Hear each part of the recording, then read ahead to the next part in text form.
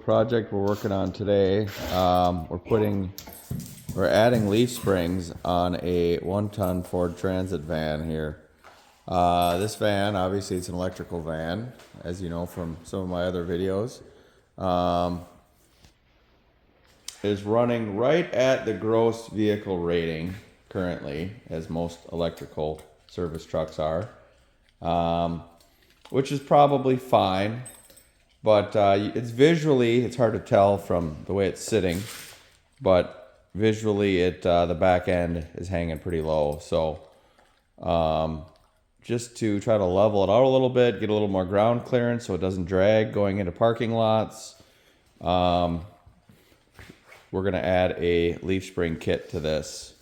It's not really intended to add any more hauling capacity.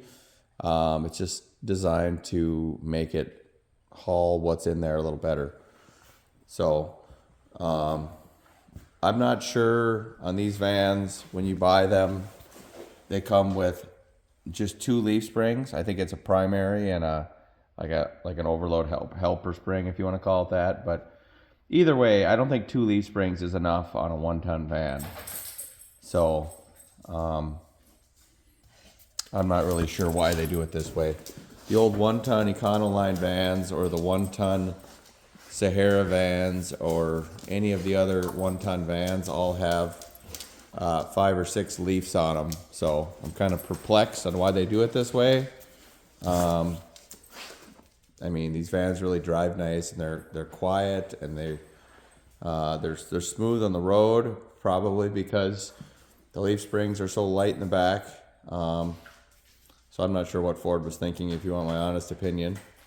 So for about $700, you can add 3 tiers of leaf springs to it. Actually, the kit comes with 5 tiers, but on a 2-wheel drive van, if you put all 5 in, you're supposed to put extensions on the bump stops because it'll raise the back up so much. So we're just going to do the 3 that they recommend, and we'll see what it does. So we'll take a couple before and after for the elevation height, and we'll see where it ends up.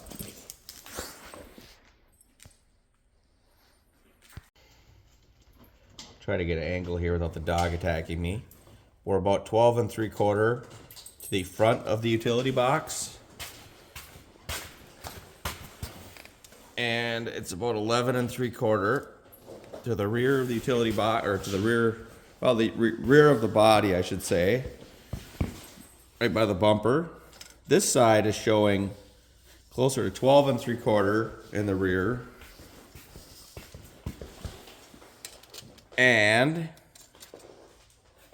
it looks like 13.5 in the front.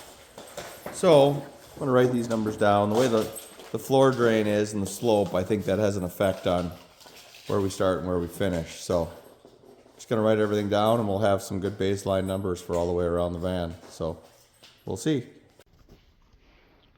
All right, we got the wheels off. We got it all jacked up. We got penetrating oil sprayed on everything. We got this side pretty much wrapped up. I just got to throw the U-bolts, or the axle U-bolts in. Just wanted to take a quick video, being I kind of dropped the ball on videotaping this process as I went. Pretty much straightforward. I mean, you take the old axle bolts off. I put a floor jack under the axle, and then I lowered it down. I did have to cut the axle alignment pin, this guy right here. The old one, I had to cut it off because well, if you've ever dealt with them, it's a round head on one side and there's a nut on the other side, and if it's all rusted, it's not coming out. So obviously the new kit came with a new axle alignment bolt or pin, or whatever you want to call that. So on this particular setup, it came with 5 leaves, but it said that you had to change the bump stops if you put all 5 in on a 2-wheel drive van. So that said, we threw 3 in, which 3 is going to be way better than what we had regardless. So we'll see how it does. All we got left here is throw some U-bolts on and move to the other side. Probably could throw this tire on, but but I guess it didn't mention that in the paperwork they sent with. So actually the paperwork was online. I guess they didn't really send any paperwork with. I had to print that off, but it's for this particular kit. So I think we're going to do both sides, and then we're going to put the wheels on when we're all done and go from there. But so far I'm happy with what I see. Obviously there's no weight on the springs yet, but it just looks much more promising than what we had going on before. So see how it does. Alrighty, we got it all wrapped up, put back together. Everything's torqued. You can hardly tell there's anything going on back there. I mean, you can kind of see the alignment brackets on the added leaf springs. These now, the factory leaves look like they're relatively flat, which is good. Even when the van's brand new, there's not much arc in them, if any. And when it's empty. Because we put about, I want to say around 3,000 pounds of payload in these things between when they come off the dealer lot and when they're loaded up ready to go down the road. So everything's in there. Yeah, wheels are back on, everything's torqued. Short and sweet of it is that the kit was real easy to install. They claimed 2 to 3 hours for a driveway install. I would say it took about 2 to 2.5. I wasn't really in a dead run, but I stayed moving. So, and down to the nitty gritty, I guess.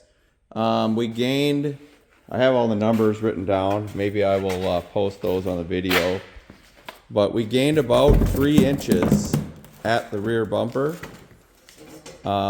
which might sound like a lot to many of you.